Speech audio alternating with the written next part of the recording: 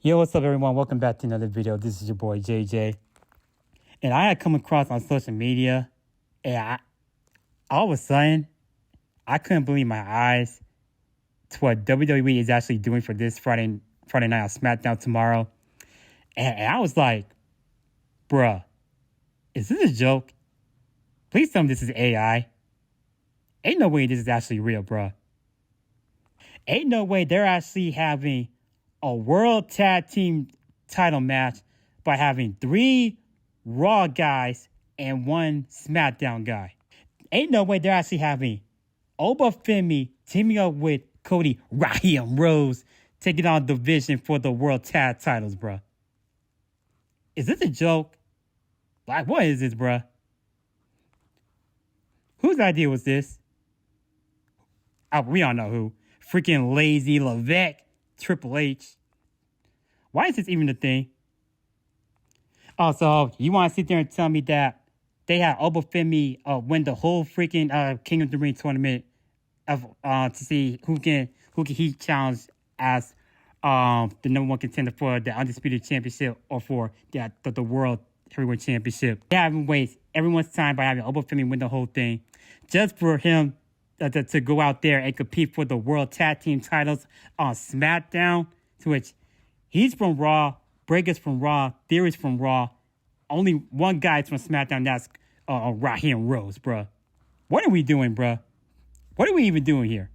This is actually the plan from the get-go for Obafemi after y'all had him literally not just beat, but retire Brock Lesnar at WrestleMania and this time for good at SummerSlam. And there's someone on Twitter by the name of Tiffany A had commented, people, it's a dark match main event after the taping. And I'm like, okay, first off, if it's a dark match, then why are they even advertising it to let people know about it for SmackDown then? Why are they even promoting this in the first place on social media? Just let people know about it. A dark match main event. But even if they didn't advertise this to let people know about it from the get-go, I bet you someone's gonna, upload it on YouTube if they're actually there in person, in the crowd. Then next week on Monday Night Raw, Michael Cole's gonna be like, okay, guys, here we have here's an announcement: Cody Rhodes and Obafemi are the new tag team champions, and everyone else is gonna be like, wait, really? Since when did that happen? And they're actually doing this just because of that epic stare down between Breaker and Obafemi this past Monday Night Raw, to which actually got like over 1 million views on social media, well, on YouTube. And I was like, okay, if they're actually teasing this down the line as a huge WrestleMania dream match, why are they actually doing it now, early? Why can't we just, stretch this out for the next few years? Because Obafemi's he should be taking on Roman Reigns right now. I don't know why they not have him called out Roman Reigns since, they had teased it back, at the WrestleMania post-show. You know that post-show where they had, like, Roman Reigns and Obafemi go out there and called out one another. Roman has said, okay, Oba, let's see how you actually won. You actually defeat Brock. Let's see how you do against me. Let's see how you do over the summer. That's literally what they had Roman Reigns go out there and do, bro. And then Obafemi had came out in the same WrestleMania post-show, right? And he had responded back to Roman Reigns by calling him out on the live post-show. He had stated, and I quote, and then at the end of the year, the OTC could get some.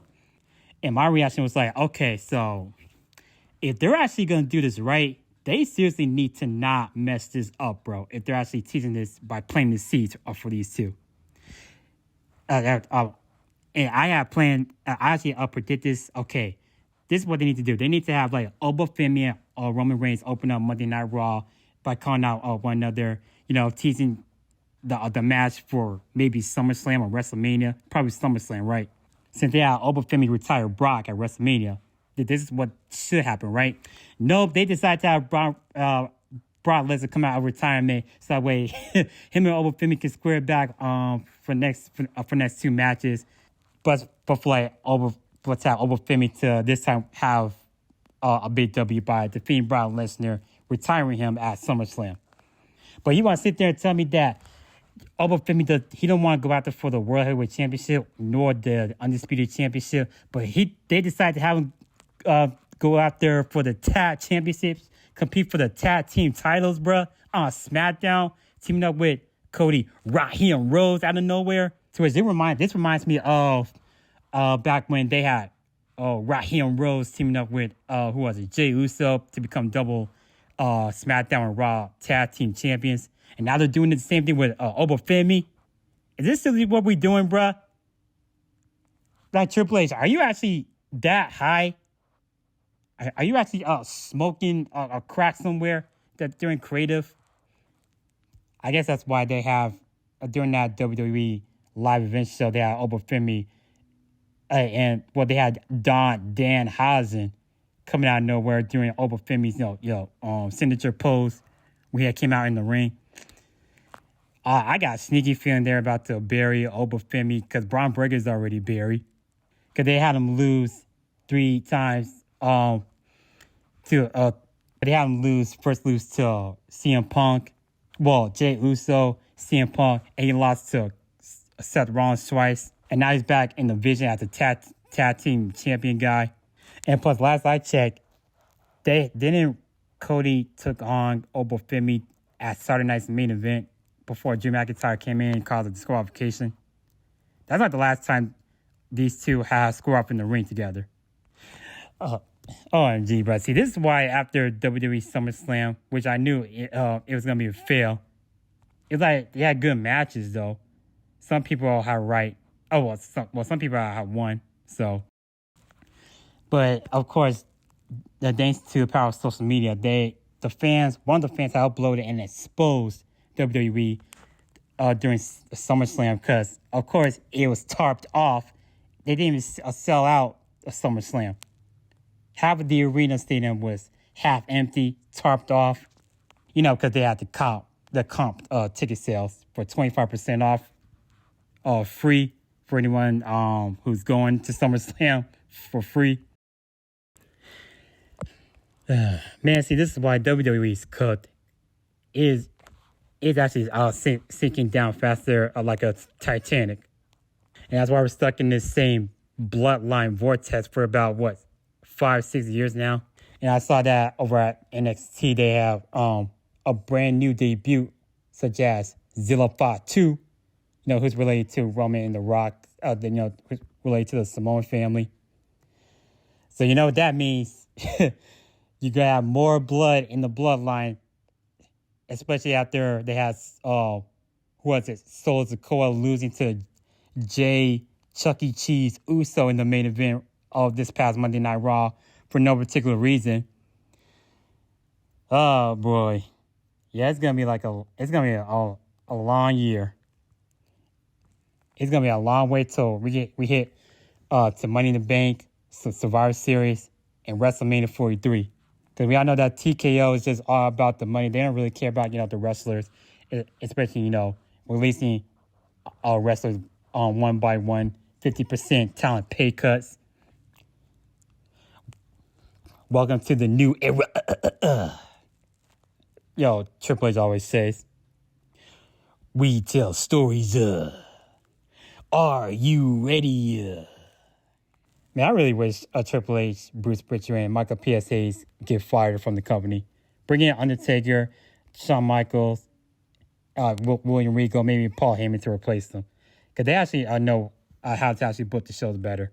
And replace the writing creative team. Bring in new writing creative team that actually knows WWE, that knows the business inside out by knowing what the people actually want. Like having freaking LA Knight win Money in the Bank briefcase. And it really sucks for Chelsea Green. Hearing about she has suffered bone fracture injury. As some people call it, the interim champion. But I really wish they don't do Chelsea Green dirty, because she just won that women's Undisputed Championship not too long ago. She didn't even hold it that long ever since she won it at SummerSlam during that ladder match. So, But we'll see what happens down the line. I really hope they don't have Chelsea Green relinquish that Undisputed Championship because she earned it. Oh, and by the way, speaking of which, I got a chance to catch up to AEW Dynamite this past Wednesday night, Dynamite yesterday. Because I know all this is leading up to the biggest event in AEW history, which is All In London, baby. This was actually a good show. Some of my favorites, such as Kenny Omega coming out and helping out Will Ospreay, from the wrath of Don Callis and the Don Callis family. And I know that, someone like Kevin Knight is also a part of the Don Callis family. They're taking half of the roster, by the way. MJF was entered in the gauntlet match, to which I want him to actually win the gauntlet match because I know that him, Kenny, and Will Ospreay, they have some unfinished business. Who knows if it's going to be a triple threat match, but I honestly want it just be a one-on-one match between Kenny and Ospreay. And then there was that botch spot with who was it? Chris Jericho versus Kevin Knight, right? As he was going for the break the wall down. He actually crawled to the ropes for no particular reason, just for Don Callis to actually spike him in the head. Man, that was such a bad botch by Jericho. Like, why even do that in the first place, bro? You had him right there in the center of the middle of the ring. And of course, that went viral all over social media. But hey, it is what it is, bro. Jericho's just Jericho. He's one of the greatest of all time. So we'll just let it pass. So, but the other big thing that I really wanted to talk about is the freaking New Day. I know that ever since they had announced their WWE departure from the company, being released from WWE, due to 50% talent pay cuts, the New Day had actually announced their release from WWE. And of course, you know what that means, do you? Oh, yeah. Get ready for All in London, baby. Who knows if we're going to see the New Day officially become All Elite. I guarantee you, if this actually happens at All in London, this is legitimately going to change pro wrestling tag team history. This is legitimately going to change the tag team division to a whole new level. If the New Day actually debuts at AEW All In London, who knows if it's going to help steal the show.